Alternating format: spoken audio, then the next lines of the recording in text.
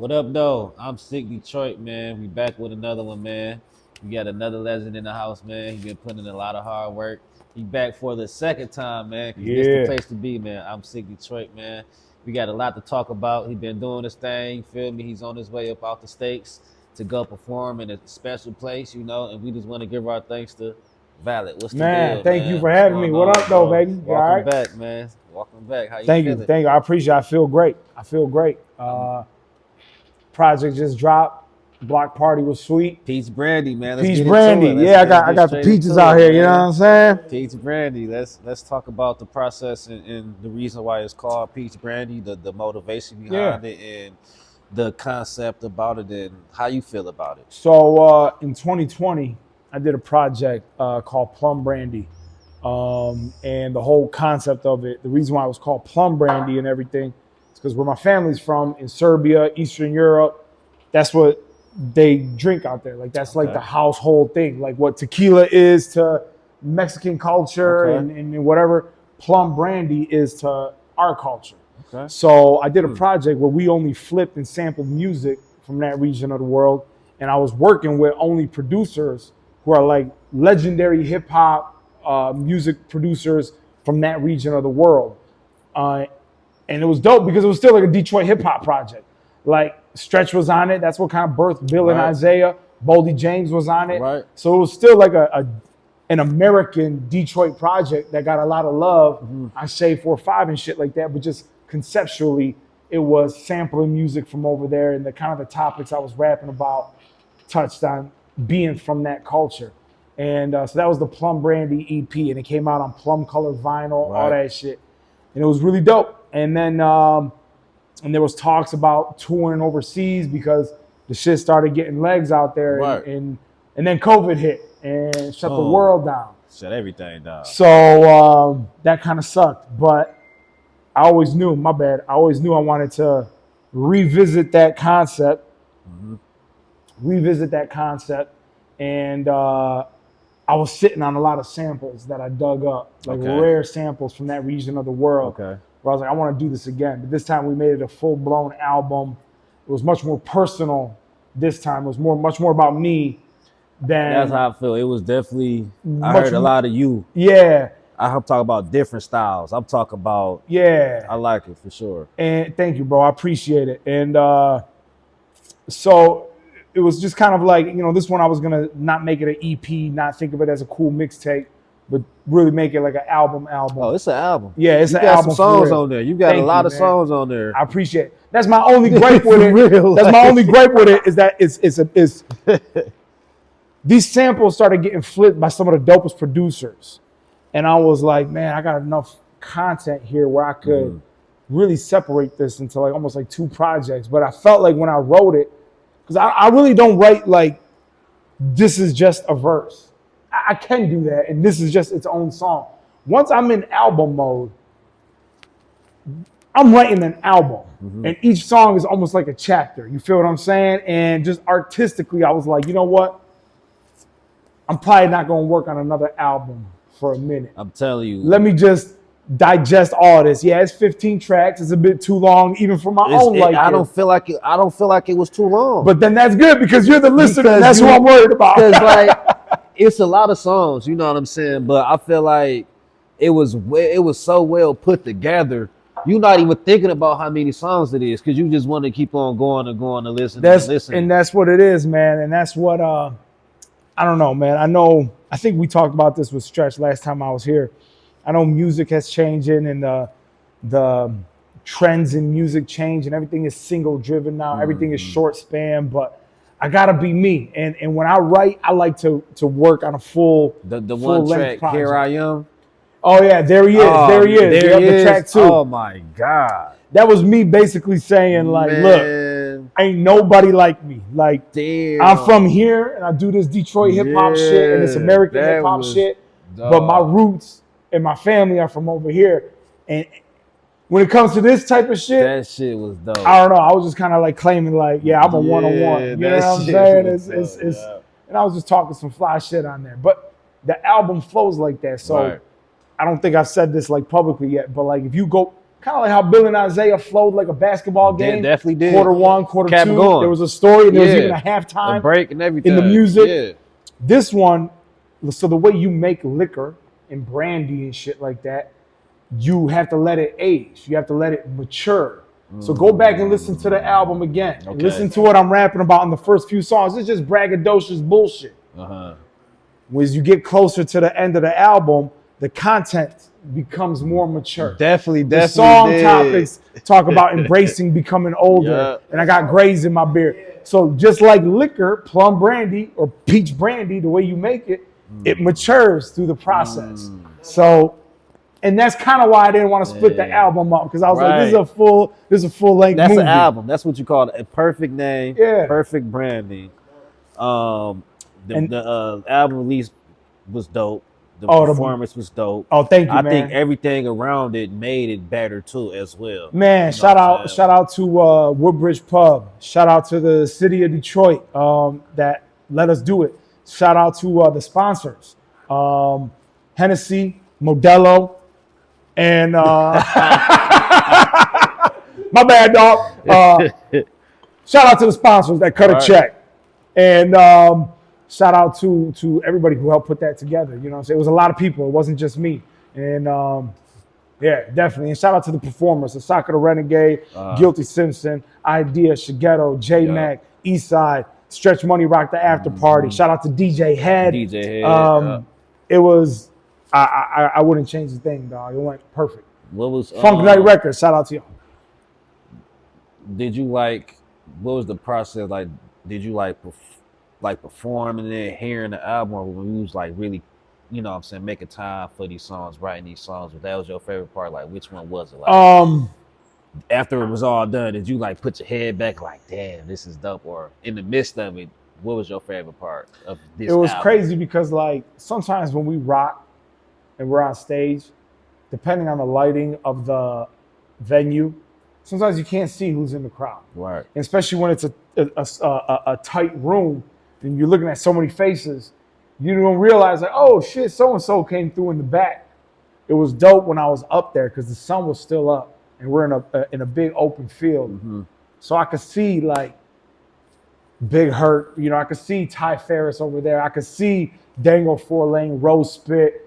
And it kind of just like, as I was on stage, even though I had a focus to make sure I was performing, I did take a second, like in my own head while I was performing, to just soak it in and be like, yo, man, this is a moment. This is a moment in Detroit hip hop, you know, and whoever didn't come missed out, and it's okay. I still love them.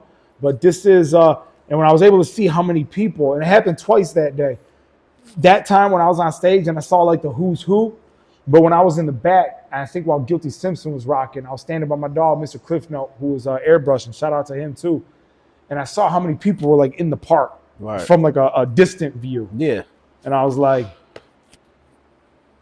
what I imagined in my head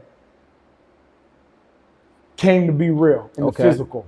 And that, you got to enjoy that moment. Okay. You know what I'm saying? Because we're always working and grinding, and that was a very busy day, man. I woke up super early, went to the spot. We had to move those picnic tables around they're heavy, dog, and the big umbrella with the weight at the bottom. And it was just like, go. And there was so many details. Like, oh, do we got an extension cord for that? And blah, blah, blah. And I had to shut down for a second and just be like, this is dope. Like, this is happening. You know what I'm saying? So let me ask you, you know, you dropping Bill Isaiah with Stretch, come out with Peach Brandy. In this song, Never Got a Crush on My Love with Nisha Nashay. Yeah. How did that go down? Nisha is that's the homegirl. You know, we ain't like super tight or not. She's a legend. She's a legend. So almost, I forgot how many years ago it was. I had this joint that Nick Speed produced called New Nasty, and we did a remix of it that got some like play on the radio and shit like that. And the remix featured Nisha Nashay and Dusty McFly on it. Right. And that was right when Nisha's like song was like the joint On a Cloud, like one of her, you know, the one that really like took off out this bitch. That was right when that shit was like super hot. And she's always been super dope, super cool with me. We were never cool, like that tight or whatever. It's always just been music and business. But every time I see her, it's nothing but love and respect. Nothing but love, And again, it kind of goes back to what I was saying, like about this album. Like, I'm getting older. I don't know when the next time I'm gonna truly devote myself to a project this deep, because it takes time, it takes effort. And I was like, I want one more with Nisha, and it just it crossed my mind. And shout out to her, shout out to Cedric, Shout out to Nisha and the Shay. yeah, shout out to Nisha and the Shay, because I wanted to see what she was gonna write to it. Oh, Before, man. you know, her voice alone is just stand out. Because yeah, her, man. you know, she asked me, her team asked me, and everything. They're like, "Well, what do you have in mind, content wise?" And I was like, I kind of gave them a few things. I was like, I don't want to be too much in control of it. Okay. I want to just kind of let whatever happens. I was like, but it could be on some, like, the way the beat was talking to me. It could be about something serious, a little bit more deeper or whatever. I was like, it could be on some love shit, some Bonnie and Clyde shit, but not necessarily. It could be on some motherfucking Nas, Lauryn Hill, If I Rule the World shit. I really don't give a fuck. I want to know how this music speaks to her, because I respect her pen. And I'm getting kind of tired of having to come up with shit. So I was trying to pass that responsibility. I don't know, whatever she want to do. And then write my verses around whatever. So she came up with a super dope That hook. was dope, man. But it was a little bit different. When it got to me, the song content was like, you know, I'm gonna always be by your side. You the one. Okay. Blah blah blah. And it was talking about being together forever. Right. And I write from a personal place 9 out of 10 times. Sometimes I don't. Sometimes I just like to use my imagination, come up with a crazy ass story, and that's cool too. That I ain't got no personal experience with. But 9 out of 10 times, for me to truly feel what I'm writing, it's got to be something I've lived, gone through, or seen, heard, even if I never lived it, firsthand experience. So I reached out to her. I said, Nisha, this is super, super dope. But I said, and this might, you know, sound weird or corny or whatever the fuck, but in real life, I'm going through the opposite. Right. And I was like, can we change just a few of the words? Okay. Just like, you know, we don't have to rewrite this thing. Like, all the main vocals can stay the same. Okay. But I go, can we just change a few words that express that we're not together no more, instead of still together? And she totally respected it. She totally understood. And I just kind of, I was like, you know, you don't have to change the flow, the cadence, the melody, nothing. Just change these couple very simple, small words, and it flips the whole message upside down. She, no hesitation, no, she was like, I got you, not a problem. That's not an issue at all. I understand. And she flipped it. And then when it got back to me, I was able to write from my real life. Yeah.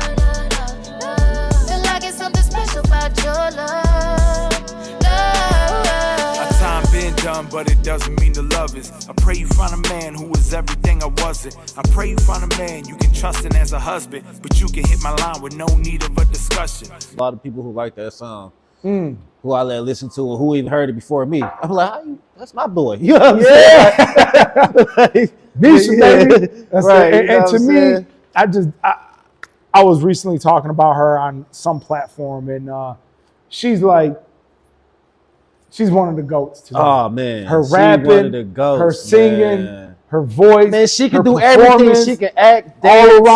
all around, yeah. Absolutely. It's not a thing that Nisha and the Shay cannot do. Like all around, like none. She can do it all. Not man. a lot of us can hold a candle to her. I'm just gonna keep it 1,000 with that. Like, what lane you want to get smoked today? She got you. She got your number, type shit. Okay, well. Dope MC too. Dope MC. You know, obviously good songwriter, cause she. We love you, boo. We love you, Nisha and Shay, for real. And I wanted to ask you, you know, you going out the States and everything, and you going with DJ Head. How is it working with DJ Head, man? Like, what is your relationship? Like, what's going on? Oh, that's my aunt. That's my dog. You know what I'm saying? Like I can call him for anything, and vice versa. You know what I'm saying? If I was stranded tomorrow with nowhere to sleep, he won't let me be on the streets. Right. But he's not just like that for me, man. You meet a lot of humans in your lifetime. You know what I'm saying? I'm in my late 30s. I've met a lot of humans, and he's, music aside, top 5 purest hearts I've ever met. Give you the shirt off his back. What you need, I got you. Like a lot of people say that, he does that, and I've seen him do it for many people. From music, what did you learn from Head? Like if you like that one ping Keep it thing simple. that keep it okay. Keep it simple. You know, and give people some shit they can sing along with. And I don't want to show too many of the cards out my deck, how I write my songs. Right. You know what I'm saying? But I will say one thing I learned from him. And I don't even know if I can say I can learn from him, but I noticed it. And when I discussed it with him, he gave me even more examples. He goes, that's how all of this shit is in any genre of music. Fuck rap. Is there's beauty in simplicity. And all the reason why all those classic Motown records work is because they're easy as fuck to sing along with, to remember. And now, but the problem is with rap music, we want to be lyrical miracle, you know, and there's a balance. And that's what me and Head and me and Stretch Money always talk about. There's a delicate balance. So one thing I always say is like, how can you be a super dope lyricist and you ain't writing no simple shit? Right. Yet at the same time, it's easy to sing along with. For example, Kendrick Lamar. You know, when he was going at Drake, that shit is easy to memorize, but when you break down the words, this is not easy to write.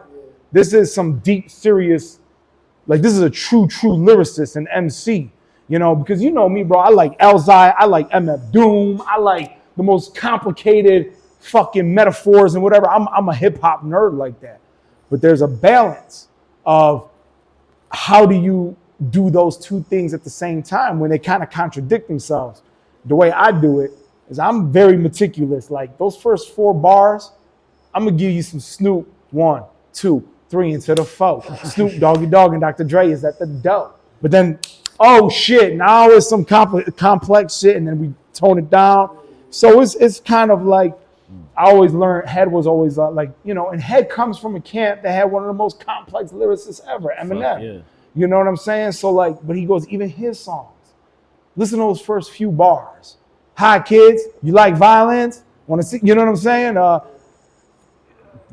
them songs start off simple as fuck. It's catchy as fuck, simple. So your hooks, your bridges, and I always treat the first 2 to 4 bars of each verse as not a part of the verse, as a hook or a bridge. Give them something catchy to grab them, and then now that you got them, then they'll pay attention to the rest of the verse. And look at how many of our classic rap songs in the history of rap start off like that. All of them. Biggie, one of the dopest lyricists ever. It was all a dream. What's the catchphrase? There's always a catchphrase at the beginning of the motherfucking, you know, so many of the joints we love. So I would say, to answer your question, dog, there's beauty in the simplicity of shit. Okay. And it goes even with instruments, bro. You can put somebody on the keyboard that can go, and hey, that's mad impressive and it's dope. But I might not want to ride down to Jefferson listening to all that complex. So just give them that simple, smooth shit that almost anyone can play, but you just put your style on it. Have you ever dealt with writer's block? Yeah. Yeah. Yep. A couple of times on this album. Wrote down a whole fucking verse and said, this shit whack. and crumble it up, throw it out. I actually, you know what's crazy? I didn't write nothing with pen and paper on this album. I think the last time I wrote with pen and paper was probably like during the Bill and Isaiah thing and halfway through the process. And that was probably because I didn't have to write like a full verse. So I was able to but then I just kind of got used to doing it on the phone or just memorizing the shit and whatever. So, but yeah, definitely. What would you say was your biggest challenge and biggest achievement out of your whole career? Like let's take it back from when you first started. Your first performance will put you on and led you to this path today. What would you say was your hardest challenge out of everything? Kind of a vague answer. was the music. Getting good at rapping. I some people will disagree with me on this. And I never considered myself naturally gifted with it. Never did. Some people would say I'm wrong, but I had to study and work hard and be under the tutelage of a DJ head, be around the Stretch Moneys and other MCs, and to really train my ear in vocals and whatever, and even writing to catch certain cadences and shit like that, and different flows and pockets. I came in the game, I had some musical bounce, you know what I'm saying? But like, I think my biggest challenge was I wanted to be like MF Doom. I wanted to be like Royce. I wanted to be like M. I wanted to do the complicated lyrical shit, but it was like I was trying to do shit that you do in 10th grade and I was still in 2nd grade. Like, hold on, dog. You ain't even in the pocket right yet and you're trying to rhyme every syllable in the verse. Let's go backwards. And that was my biggest challenge, was learning just some of the basics. And then, you know what I'm saying, try to fucking rap with the Andre 3000s and shit of the world.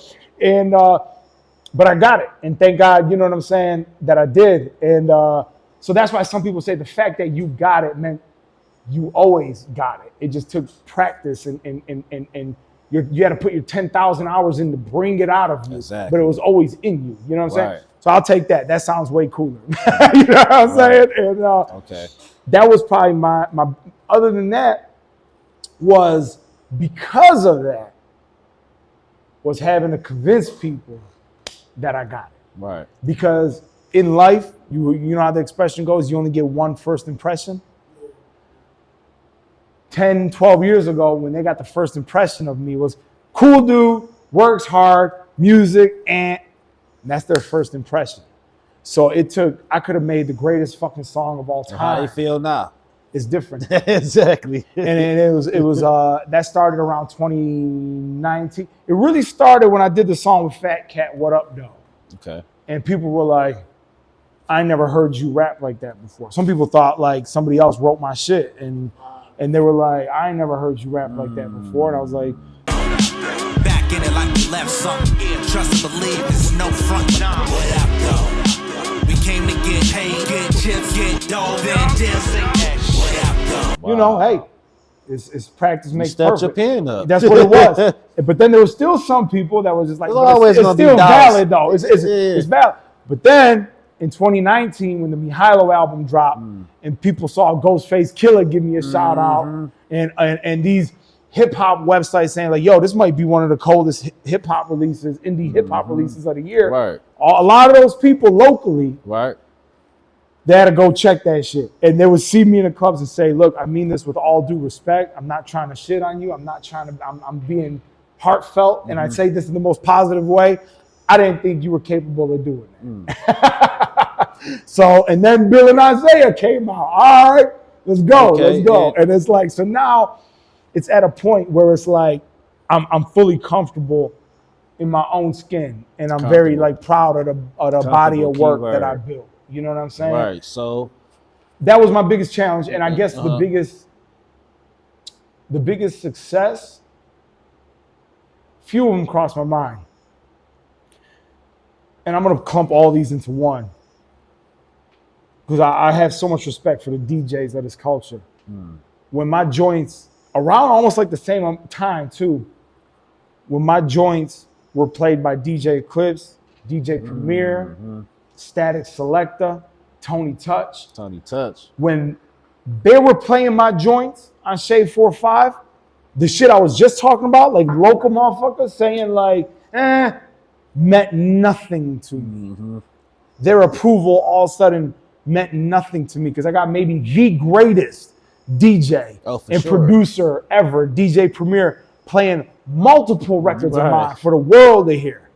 This ain't the Bullfrog. This ain't, you know what I'm saying? This ain't the Backyard no more. Right. So that was one of the coolest. Like I remember I got chills when Primo hit me back and was like, I'm playing your shit. And then He played another one of my joints a week later. Right. And then another one of my joints a week later. He played the shit with me and Boldy and shit. You know what I'm saying? So it was like, that shit fucked me up. And the Tigers commercial, Yeah. that was crazy. I was gonna ask you about And that. going overseas, going to Croatia, getting booked overseas. You got, like I said, you got, Miller Stones and Miller Stones. You know what I'm saying? You're climbing the mountain as a goat. You understand? So you have the Tigers, collaboration. How did that go? When did you get contacted? How did you feel when you got the call? How did that go? We had to sign some NDA shit, so I can't say too much. I mean, of course. But there's a dude, shout out to my guy Mario, I can say that, who works at the Illich company. He's one of the head directors of their creative. Okay. And so that's for the Red Wings, the Tigers, anything Illich, whatever. This dude worked, he's from Portland. The homie worked for like over 20 years as the head of creative for the Portland Trail Blazers. So this motherfucker's cool with like a bunch of the NBA players and shit, whatever. That's a side story. Right. But he moves to Detroit for this new job. And he's really has become in tune with the culture, like, because he's not from here. Right. So he's like, what makes Detroit so special? You know what I'm saying? And someone puts him on, there's like, yo, there's this cat named Valid that a lot of people respect, and he just did this thing with Stretch Money. So he ends up becoming a fan of a lot of the underground Detroit hip hop. Okay. He ends up doing his research on what techno music means to Detroit. What you know what I'm saying? So he's respectfully studying the city because he told his staff, like, I don't want like just some corporate shit. Like, I want motherfuckers that work here that are coming up with the designs, with the this, with the that. This shit either has to be legit and resonate with the locals and they're gonna be proud of us, or it don't work. Like, they don't give a fuck. You know what I'm saying? They're just gonna look at it like it's just some corporate shit. So he finds out about me. He becomes a fan of my music and shit. And then he reaches out to me and says, look, man, the Tigers are one of the teams this year that are getting a alternate jersey. Because like it's like 8 or 10 teams every year in the MLB get these City Connect jerseys. Right. And he's like, the Tigers were chosen this year, and we want to do like a crazy rollout. But we want it, the whole thing is City Connect. Right. We want it to truly connect with the city. You know what I'm saying? And not just be another jersey. So we're doing this commercial. And we got cars, we got like Chevys involved, et cetera, et cetera, et cetera. And he was like, you know, we want you and Stretch. We got G-Mac Cash on there. And I was like, well, now you really connected. You know what I'm saying? Sure, I was like, he got all like the Stretch Money, shit right G-Mac now. Cash. I almost feel like I ain't worthy. I'm getting imposter syndrome. Like, oh, hold on now. Dog. You all right, cool. So, and, you know, the process was crazy. It's a long story. It happened so fucking quick. But I was like, I called Stretch. Is that not like a dream? Like, Yeah, I called Stretch and said, dog, the Tigers want us. Which is funny because you would have think if anybody would ever give us that call, it would have been the Pistons. You know what I'm saying? We did a whole Piston-themed project. Oh, the Tigers. But and it goes something else I want to say too. But like, we go to the studio. We didn't even have a beat yet. So like, they're like, yeah, PL is going to be a part of it. They're like, can you guys just start writing? I was like, my mans, to what? I don't know what the BPM is going to be. Like, we can come up with random lines all day, but what we on? But this is music. We got to rap these lyrics and vocals to something. This isn't like spoken word poetry where, you know what I'm saying? So they're like, okay. So they send us a couple like reference beats, and they're like, it's going to be very like Detroit street vibe, whatever. So like, I'm looking at Stretch and we're in the lab and I'm like, dog, I don't know, man. Just pull up some like classic Detroit street record, like instrumentals, and we'll just start. I forgot even what instrumentals we pulled up. Right. But I was like, let's just start chopping up some words and we'll see if it'll fit Let's to get the the sparring actual and beat. let's see what's going That, and then the Tigers send the fucking camera crew to the studio. Okay. And I'm like, oh, this is getting crazy, dog. I was like, this is some wild shit. So Long story short, it came out fucking dope as fuck. And then I didn't know M was gonna be in it. You didn't know that? Did not know. When did you know? But I heard one or two things from people that had nothing to do with the Tigers. Okay. So nobody from the Tigers organization. I just heard a thing or two on the streets, and I was like, and these was people that knew a commercial was getting filmed, and they caught wind that homie was doing something, blah, blah, blah. And I'm actually in the commercial they're talking about. Right. Like, so you just chilling like. I don't say nothing. I'm like, these motherfuckers don't know what the fuck they're talking about. Me and Stretch didn't know until we fucking watched it, bro. And Slim popped up. Wow. And, bro, I grew up with motherfucking posters of D12 and Eminem on my wall. You know what I'm saying? So it's like, to answer your question, man, I got long-winded answers sometimes. To answer your question, that shit was mind-blowing to me because it had to be. I got to do it for the Old English D. Man. Officially. We get these, we rock these hats. We get this D tatted on us. You know what I'm saying? RD. And we got to do it for the actual motherfuckers that own this fucking logo. You know what I'm saying? And I got to appear and I'm rapping doing in what a you fucking commercial with Eminem for the Tigers. You know what I'm saying? And it was like, so shout out to the Tigers. Shout out to Slim Shady. Shout out to motherfucking Paul Rosenberg, Shady Records. Shout out to G-Mac Cash. He a cool ass motherfucker. Oh, all right, no, look. G-Mac Cash, a cool ass motherfucker. You know, he's so chill and laid back and humble dude, man. For sure. He don't act too cool for nobody. You know, that's one thing, man. I've met a lot of my heroes. Right. He's still like the same way. You know, and it's just like, you cool as fuck, man. And then we got to rock when they debuted the jerseys a few weeks later. We got to perform at the Tigers game. Right. That was a moment too. When I was on fucking stage, because the stage was built outside. You put it on your page. I seen it. I'm like, that's dope. We rocked like right before G-Mac Cash. Skilla Baby did the night before. You know what I'm saying? It's just like, he did the first pitch, did he? Yup. Something like that. Yeah. And I'm standing on stage, and I remember me and Stretch, we were rocking, and I forgot what song I was doing, but I looked up like this at the end of my verse or something. Whatever I said, something in the lyrics made me go like this. And when I looked up and opened my eyes, and I'm looking at fucking Comerica Park, and that giant tiger statue is looking at me back, and I'm seeing like all the light fixtures and shit that are over the park. I was like, what the fuck is this life, dog? This is fucking crazy. Like, it shook me while I was on stage. And that goes back to what I was saying. Like, you got to soak that shit in. You know what I'm saying? And we all have dreams and shit like that when you grow up. And I tell people all the time, like, chase your dreams, you know what I'm saying? Or don't chase them, manifest them, whatever. But just accept that it's going to happen. It may not look exactly the way you imagined. Okay. But it's going to happen. You know what I'm saying? Like I always dreamed about doing shit and rubbing shoulders with like my favorite rappers growing up and this, that, and the third. And you don't know what it's going to look like, but it's going to happen. How did it look like for me? You're going to be in a fucking Tigers commercial, bro, with the biggest rappers from Detroit, including Eminem. You know what I'm saying?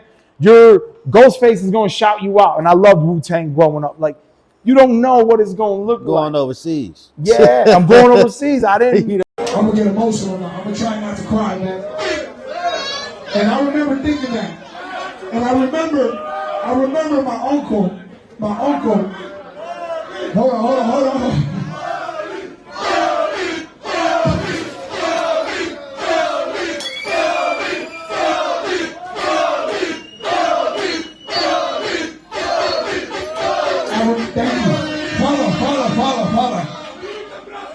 I remember my uncle. You know what I'm saying? We're headlining night one overseas. Night two's headlined by Arrested Development. I love the Arrested Development growing up, bro. Everyday People, Tennessee, all that positive, like early 90s hip hop. Like, I remember I had their CD as a kid. That was the only like rap I listened to in front of my mom because they was on some like positive shit. They weren't really cussing or whatever. So it's like, if you would have told me this when I was a kid, like you gonna go overseas, bro, and rock a festival with Arrested Development, I never would have thought of that. You know what I mean? So you just never know what it's gonna look like, but it's gonna happen. Just keep doing you. You know what I'm saying?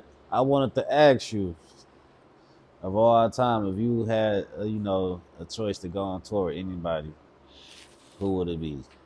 It don't matter. It don't matter. This tour can be 100 artists. It don't matter. I'm trying to think, like producers, artists, everybody. Who would you choose to go to? Shit. And where would you go?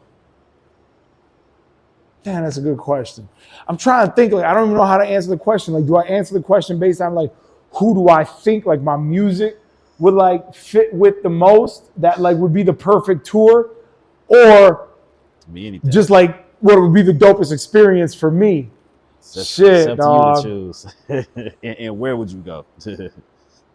I'll go anywhere. Okay. I would love to go to Tokyo, Greece, wherever the fuck. I always wanted to go to Africa, Ethiopia.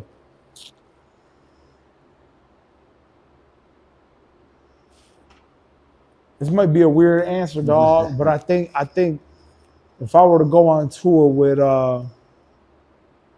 Common. Damn, that's Common. I think it would be like, man, that's dope. The dopest experience for That's me. dope But like as his hell. fan base and I've been to a Common concert and a lot of his fans are beautiful women. Oh, for sure. Oh, Kwame So brings them I out. would love to be on that tour. Kwame brings them out for sure. Like he brings out like the fly ass sophisticated women and grown for women. sure. And yeah, that would be a dope ass tour to be a part of. Damn, that's dope. Kwame. That would Shout be out like to like Kwame. something in that lane. Yeah. Like something in that lane, like Common and like fucking The Roots or some shit like Right. that. You know what I'm saying? Damn, that's dope. That's dope. You said y'all just you don't care where y'all go. Oh, we don't care, bro. You know what I'm saying? I love to travel, so it's like I will say this. I did a show in Toronto one time Oh yeah, how did that go? with my dog Pigpen many years ago. There's something about Toronto that's beautiful, man. Mm-hmm. Toronto, this was back to what we were talking about earlier. Toronto loves Detroit. Particularly, Toronto loves Detroit I don't know, hip-hop. man. Detroit rocking with Kendrick Lamar. I don't Ah! know. It might be yellow for The us, whole man. world is right now, so you It can't might be tag that yellow onto for us. man. But Shit, dog. like, all right. Speaking of that, like Drake was out before he blew up. He was in the D heavy. Right. He was coming out here. Yeah. Supposedly, he was before Dilla passed. He was trying to get some Dilla shit. That's why he got on one of his first mixtapes that like really got him to the next level. He has a joint with Elzai and shit like that. You know what I'm saying? So that's that. But when I went to Toronto and I went record shopping, I was in the record shops with my dog Pigpen. Okay. When they would be, oh, where y'all from? Detroit. Oh man, do. They start talking about Slum Village, Fat Cat, Guilty Simpsons. They're like- Everybody. and then two of the like 3 or 4 record stores we went to had Detroit hip hop section.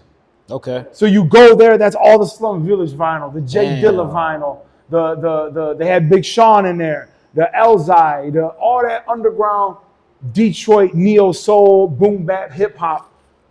It's like it's so celebrated in other parts of the world, but Toronto was showing me a lot of love just Toronto. off that, you know. So anytime Toronto want to book me, I'll be there in a second. You know what I'm saying?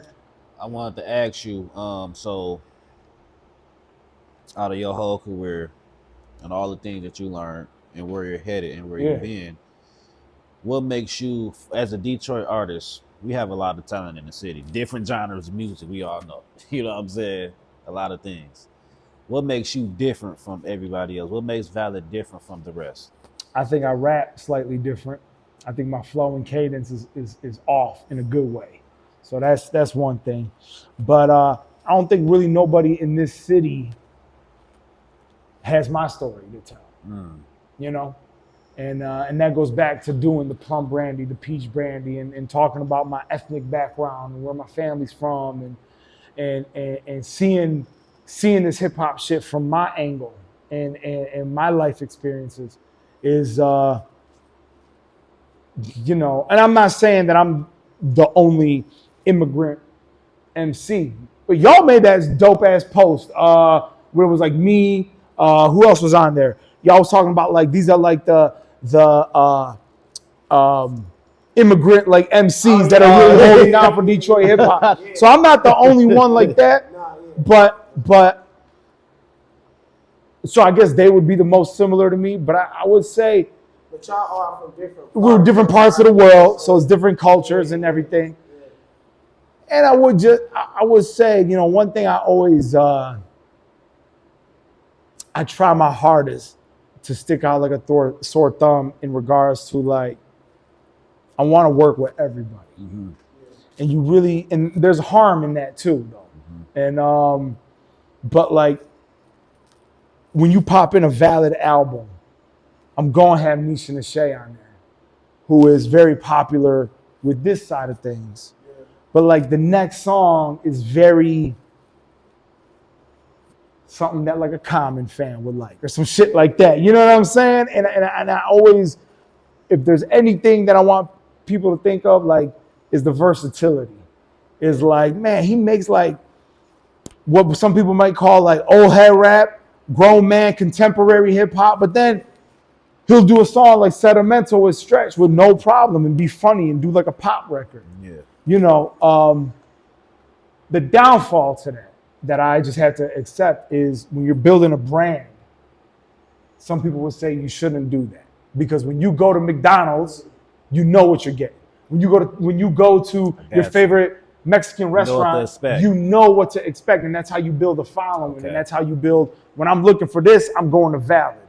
You really can't say that about me because, for the most part, though, if you were to go through my catalog, it's some more soulful, boom bap, whatever, but not really. You know what I'm saying? You got a lot of music. It got a lot of music, and every album a lot of is music different. with Big Hurt too. You know Yeah, exactly. You know, I got music with Big Hurt. You know, rock and bottom it's like, is, you know, so. And I guess I'll take that flaw. I'll take that on the chin. All right, cool, whatever. But I pride myself on if fucking Skilla Baby were to call me for a verse, I'm there. Right. And if Apollo Brown, who's straight boom bap, calls me for a verse like he already did, I'm there.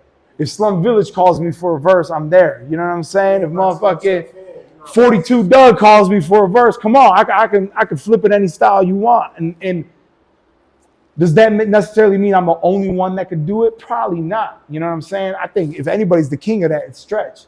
But I don't think there's many people that, even if they can do it, that do it. You feel what I'm saying? And yeah, you know, I think that's what makes me different. It's just my background, my culture, my story, the things I choose to rap about. I think I stick out like a sore thumb on some real shit. You know what I'm saying? I had a question. Yeah. When I was listening to the album, it's a song. I'm thinking, I don't know how to say the name of it, but it's some guys on it. I don't know what. They're rapping in different languages? Yeah. Oh yeah. That's so. Go ahead.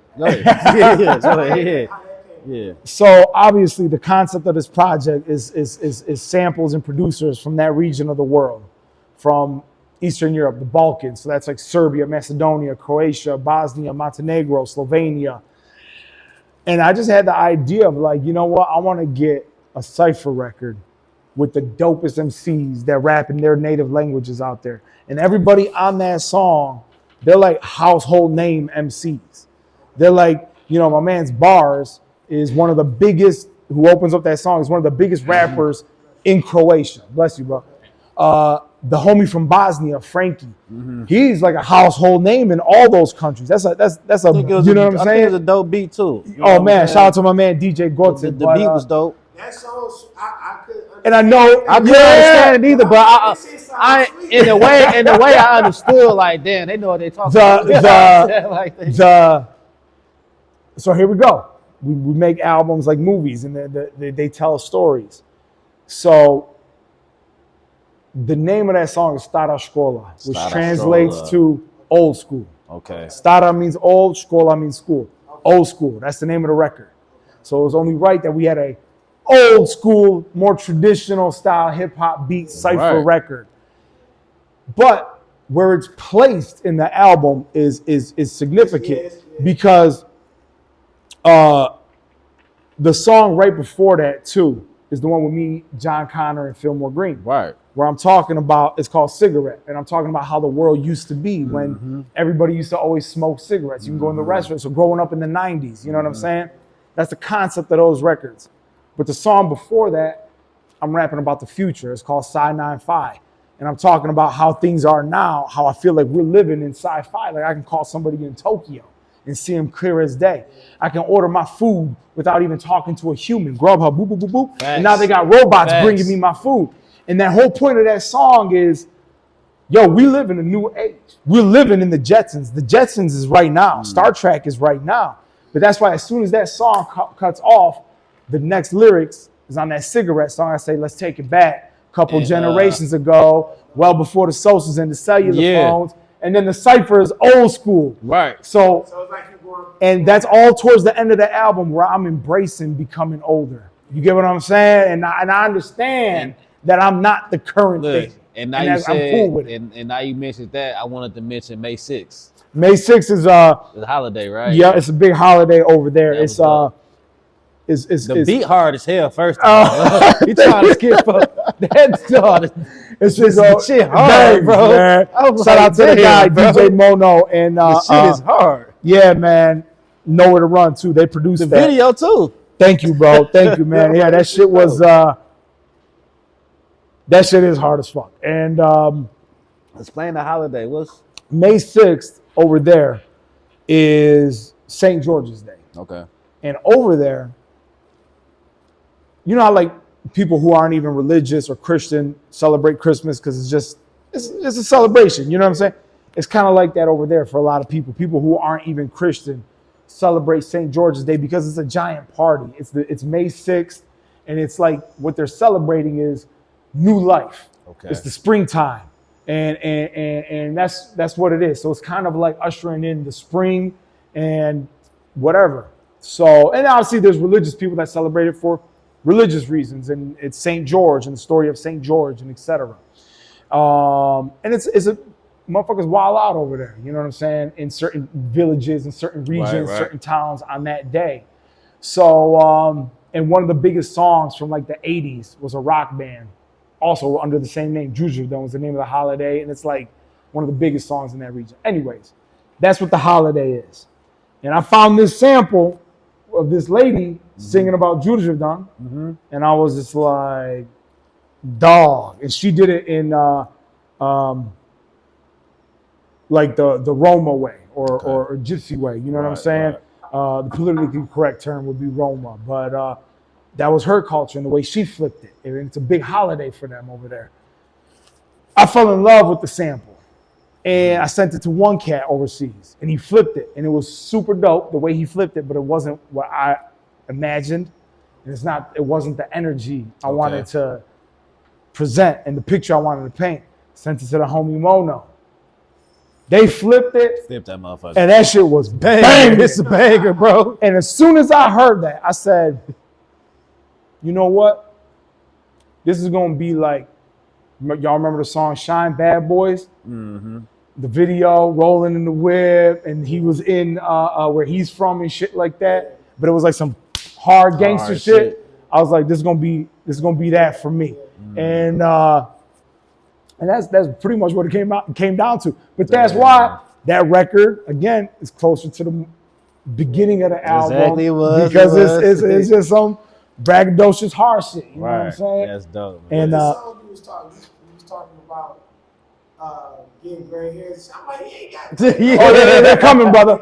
They're coming. They're coming. I got a few of them. Crazy on here. He's talking. I got a few of Bro, them, man. and that's how I came up with the song. I was in the mirror. I was like, "Oh shit!" I had like one long white. It's still in here somewhere. It's probably buried in. I'm like, dang. But I had one long white hair right here, and another one right here, and I was like, "Oh man, gracious!" I go, "I'm getting gracious." I'm like, That's sweet. That's sweet how you flip it. "That's what it is, man. That's what it Man. is, man." And that's again That's just dope. embracing. Like it's cool to be the old head. Like ain't nothing wrong with that, man. I just did yesterday. I did a show in Southwest in Short Set.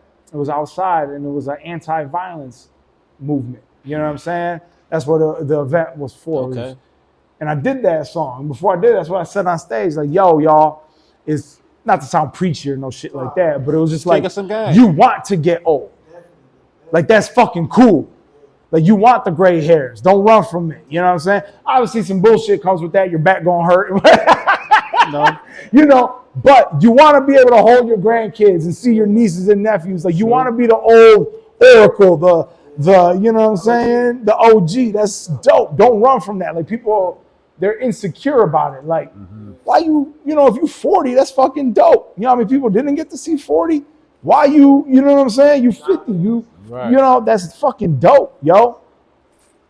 That's the way I look at it. So it's just It's a good way to look you know, at it. I've never been insecure. And, you know, in this rap shit, they say, you know, rap's a young man's game. You know, people find out you 40, you played out.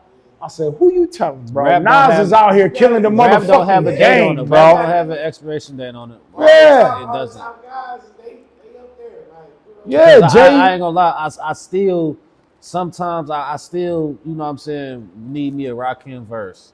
I still need me a KRS One. He just verse. dropped He just dropped. That's why I mentioned his name. You know what I'm saying? I still got to go back to the listen to KRS One, MC Shan. I still got to go back to the roots to get my still feel for music with this new shit still, bro. Yeah, I still have to embrace bang the both. old school shit. To all right, Kwame, let's hear what he got to say because he a new artist. You know And what I'm that's- saying? and Like, that's, for bro, real. that's- how it is. Towards the end of the album, that's kind of like, yo, I'm embracing the new, but I ain't letting go of the old either. I'm accepting the old, and I'm accepting that I'm old. Fuck it. No. You know what I'm saying? Like, or I'm getting But older. you know what I should say. do? You know what I do? You know, enjoy. We can do that. We can go on the old school bag. We can go on the middle bag. We can go on Yeah. the new school bag, and then we can even go on the futuristic bag. I love we it know all, how man. music about to sound in 10 years. You know what I'm saying? Because some of these young MCs that are like real lyricists, oh, they're going to change the fucking game. I'm hearing some of these 18, 20-year-old rappers. I'm like, oh, these motherfuckers is too ill. I go to the fact that, but it's like anything in life, bro. And I know a lot of like sport heads are going to get mad at me when I say it. I don't give a fuck, bro. Science is science. You know who are the baddest players ever? The ones playing right now. And you know who are the ones that are going to be better than them? The ones that play next. Because why you think like things evolve, bro, and they advance.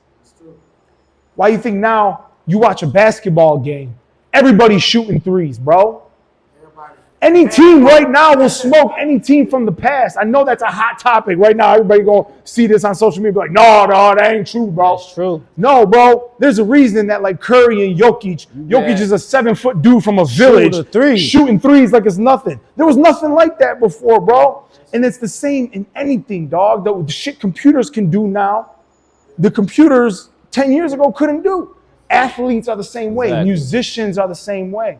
So it's innovation on top of innovation on top of machine. innovation. It's- So it's like, yo, the shit that these young rappers can do now with their words and the way they twist their words and their concepts and the whatever, it's scary how dope they are at such a young age. You feel what I'm saying? It took me, we talked about it earlier, it took me a minute to fucking grab this shit. Now, come on, we can fucking, I'm rhyming 20 syllables off the top of my head and I'm saying some fly shit. Bro, you're 20 years old, you're 21 years old. This is scary. Imagine when that dude's 28 years old. Right. And you know, if he really devotes himself to the craft. Yo, it's but that's everything in life, man. That's everything in life. Let me You know what I'm ask saying? you. Evolution, innovation. Let me ask you. I wanted to know, you know, we have a segment, I'm Sick Detroit, you know what I'm saying? We give flowers, you know what I'm saying? Man, I love everything y'all. you're doing for the city, everything that you do. What is one sick moment that you can think of out of your whole career that braced you, that molded you, that humbled you? The most sick moment ever in your career to this day. That humbled me and molded me. There's a few coming to mind right now.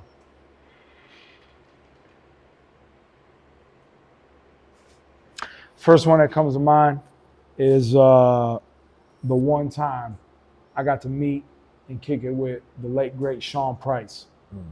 He was in town at the shelter. He was on tour, and he was rocking at the shelter, and through a couple mutual people, I got to get inside, and Black Milk was there, Guilty was there, and nobody was there. It wasn't even open to the public yet. And Sean Price is just chilling at the shelter. And for those that don't know, Sean Price is like one of the illest MCs ever to walk Earth. You know what I'm saying? Rumor has it when he passed away some years ago that like Jay-Z funded all his like, you know what I'm saying, funeral. I don't know if that's true or not. You know what I'm saying? But like you ask any MC, Sean Price is one of the coldest to ever do it. And For sure. world-renowned, respected, legendary rapper. You know what I'm saying?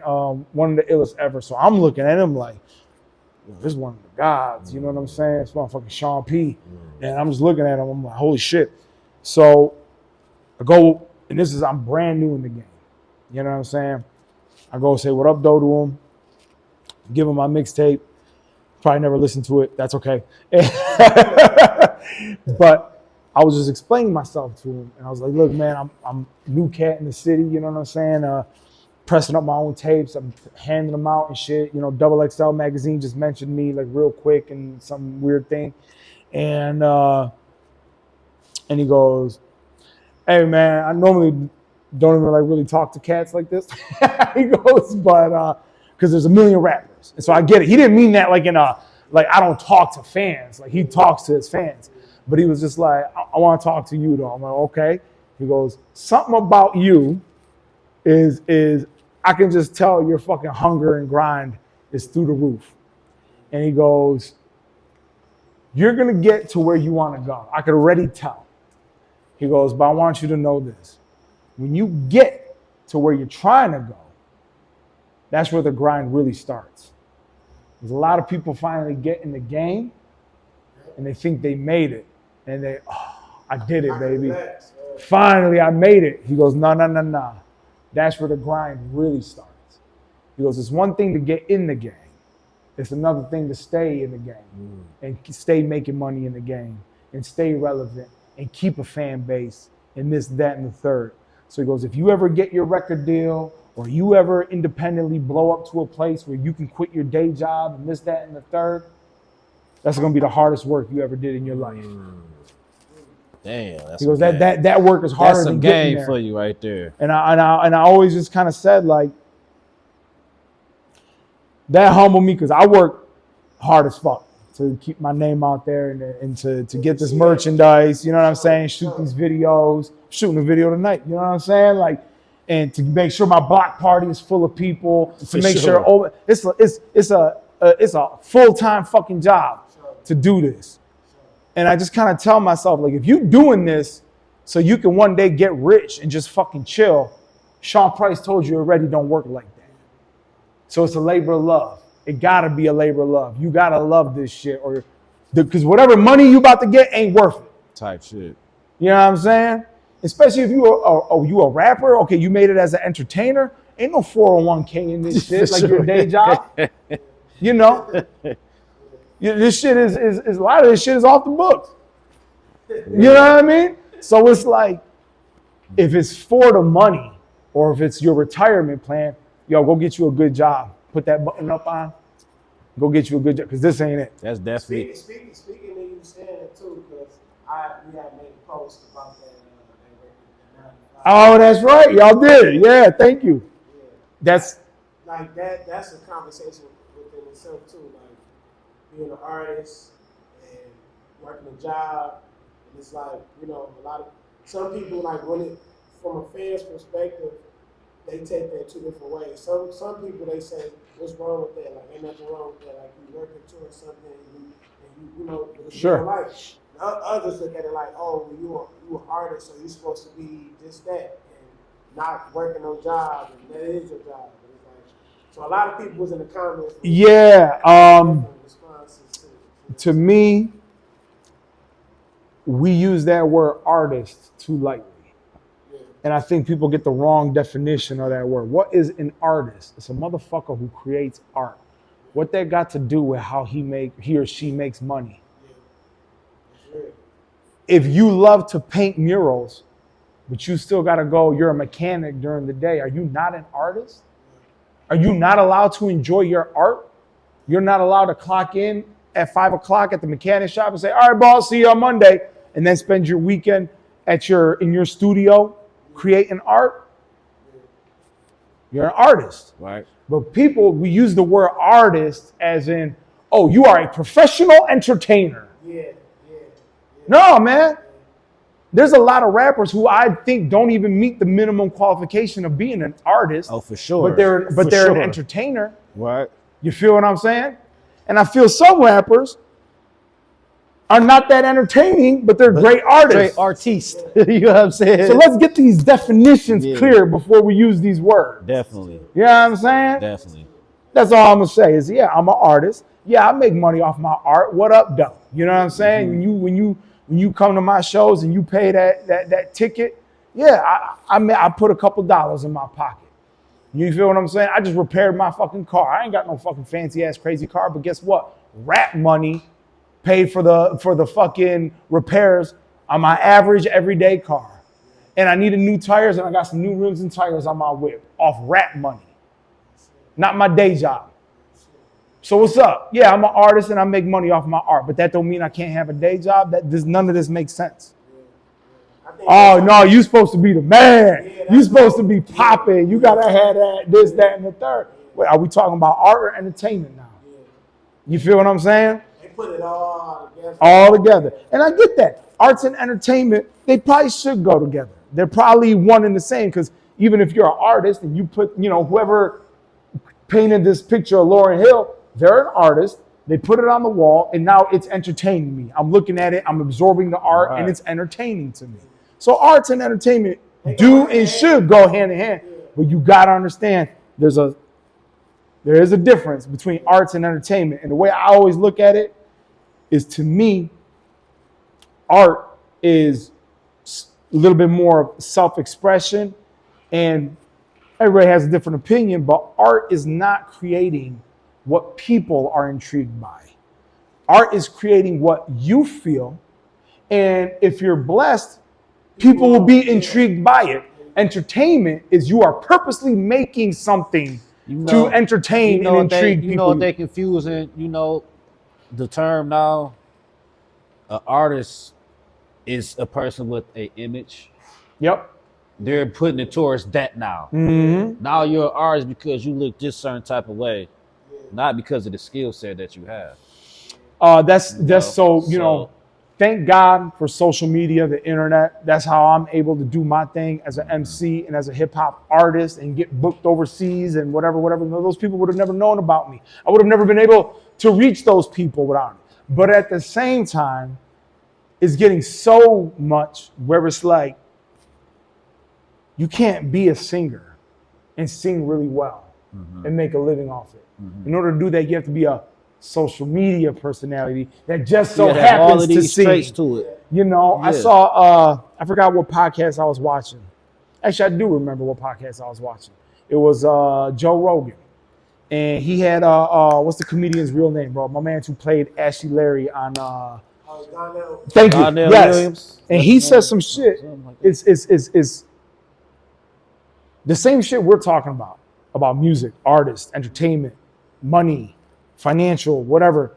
He was talking about it, and it's the same thing in comedy. And he goes, right now what we have, and then this got onto like AI, like, is our entertainment and arts just gonna be computer made in the future? You know what I'm saying?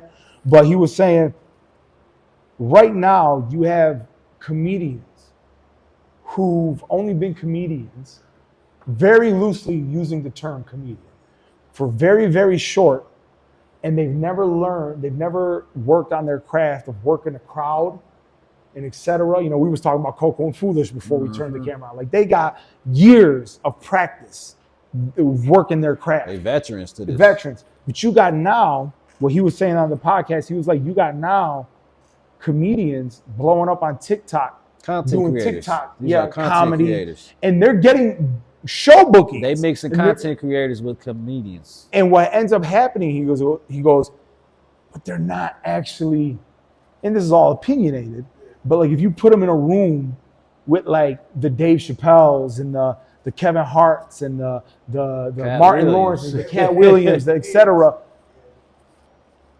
they probably wouldn't garner that much respect as a craftsman, but they figured out how to work social media. Yeah. And he goes, and this is where the arts are gonna suffer. Because now you're a rapper, you're a singer, you're a comedian, you're whatever. You're more focused on, instead of learning how to draw the baddest picture or finding yourself through the artistry, there's only 24 hours in a day. You're spending your time learning TikTok algorithms instead, learning Instagram. So the art is suffering because there's only so much time in the day. The art is suffering because everybody's trying to figure out the algorithm rather than paint the dopest picture, write the dopest verse, learning how to work a crowd in a live room. You feel what I'm saying? So that's what he was saying when he was on that podcast. He was just saying, it's like the arts are going to suffer because the bag is in learning how to work these computers sure, rather than being good at your craft. Yeah, working on your craft every day. And so I don't know, but that's why in that song where I talk about how we living in the future, right? I got a line. I say, it went from having rhythm to having algorithms. Yeah. Rappers focused on the numbers like they're mathematicians. You ain't focused on your flows and your patterns and your words. You checking about how many streams you got on SoundCloud or Spotify, and you working on that. You know, and I know so many musicians that they come up to me. They don't even talk to me about music, man. Like, they're talking to me about, so I learned that if you do a post like this on Instagram and you use these keywords, and it's like, it's not even about music. Dog, Marvin Gaye wasn't talking about this shit, bro. Right. And I understand times change, things change, technology. I just hate when the mediums we consume art affect the art. Like, you know, we used to watch live shows, we used to buy CDs, cassette tapes, vinyl records, but like now, because we absorb the art in these TikTok, Instagram 30-second reels, it's affecting the art itself. The songs are becoming shorter. Yeah, you know, what can you do, bro? But I'm here for it, dog. It's like the album. I'm just watching. Let's just watch the show, baby. I'll be the old head. It's cool. If we're gonna end it off like this, if you choose one song out of this whole 15-song album, which one would be your go-to? Which one would you prefer somebody to listen to? Just one of them. If you had one to pick out the peach bunch, what peach would you pick? Which peach would I pick out the 15 peaches? Y'all want to know something funny? Peach is actually, there's like a sexual innuendo about the album too overseas. Because the way you would say pussy in the language out there is peachka, and you can say peach for short. Okay. But in English, peach is the fruit. So when we say peach brandy, but we even use the peach emoji for like, right. So there's this like funny, slight, raunchy joke to it being called peach brandy too. That's dope. But anyways,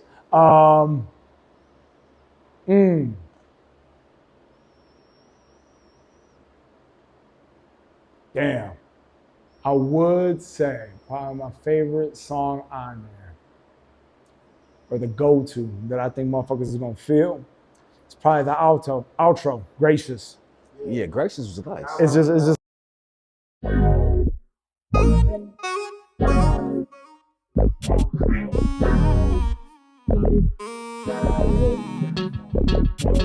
I never grow old, only age gracious. Made it to a place you can only make with patience. it just feels good. I like the Gracious.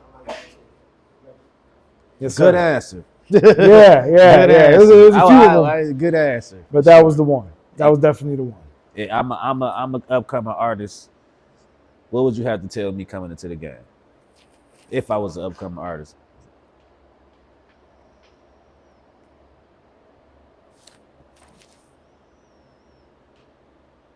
I don't know if I would have advice. I'd probably have a question. I would ask any artist, what do you want from this?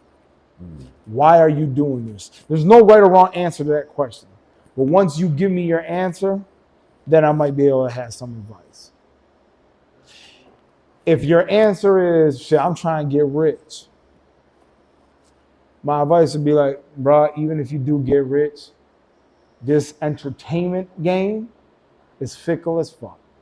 And you're probably only gonna be rich for a hot minute, and God bless you, I hope you do get rich, but please invest your money in something smart because this shit is fake as fuck. This entertainment industry is fake as fuck. The songs chart because sometimes a lot of that shit is just paid for. And there's a big corporate machine saying, we need this song to be number one for at least 2 weeks. And the most powerful people in the music industry pull plugs and payola and blah, blah, blah, blah. All right, we have to take care of these program directors. All right, here's this, cut these checks, boom, boom, boom. A lot of it's fake. So I was like, so if you're just trying to get rich, just pay a bunch, I don't know, you better find a lot of money or somebody with a lot of money to pay a lot of motherfuckers to make you out to be the baddest motherfucker in the city. If that's what you're trying to do. And then when you get the bag, go invest in something completely different. Because as soon as you stop paying motherfuckers to be playing your record and this and that, the love ain't real. On that side of the shit. If his answer to the question is like, man, I just want to do something I love for a living, then I'm going to say, you just said the words. Something you love. Right. For a living. As soon as you make the second half for a living mean more than what you love, and the way you're making your music ain't necessarily the way you love it, the way you perform it, the way your team is moving, it's not the way you love, but you're doing it for the paycheck, I'm gonna just say, remember what you told me, you failed.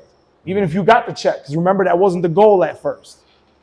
So you're still failing. So hold on to the do it the way you love and just grow and just do it until you don't feel it no more. And as long as you feel it, keep doing it. And if you're able to quit your day job, God bless. If you're not, God bless. You can still make money off it. You can still have a beautiful experience. You know what I'm saying? Doing what you love and leaving something behind for your family. Yeah, you know, when my grandpa was a dope MC, listen to the shit he said on this record, you know what I'm saying? And whatever, that's art. Now we're talking about art. You feel what I'm saying? And that would be my advice, is just keep your intentions pure, you know what I mean? Any last words, Violet? What up? Any last words? Man, thank y'all, man. Y'all post my shit. Y'all show me love. Y'all show me and Stretch love. Y'all are definitely, hands down, my favorite platform. It's, you know, social media, Detroit centric platform. Y'all are the most fair, I think, and y'all are the most entertaining. You know what I'm saying? like real talk. Like y'all post cool shit. I like the way y'all post shit. And thank you so much. I appreciate it. Other than that, shit, Peach Brandy out now. The new album just dropped. The singles is out May 6th. Never Question featuring Nisha Nashay. 9 to 5 with my guy Stretch Money. Shout out to DJ Head. Shout out to everybody who came to the block party. Croatia, baby. We coming. We're going to give you all this Detroit flavor. Gia. Y'all heard that from Valley himself, man. I'm sick Detroit, man. If you ain't sick, you better get sick, man. Subscribe to the page. We got another one. We out. Peace.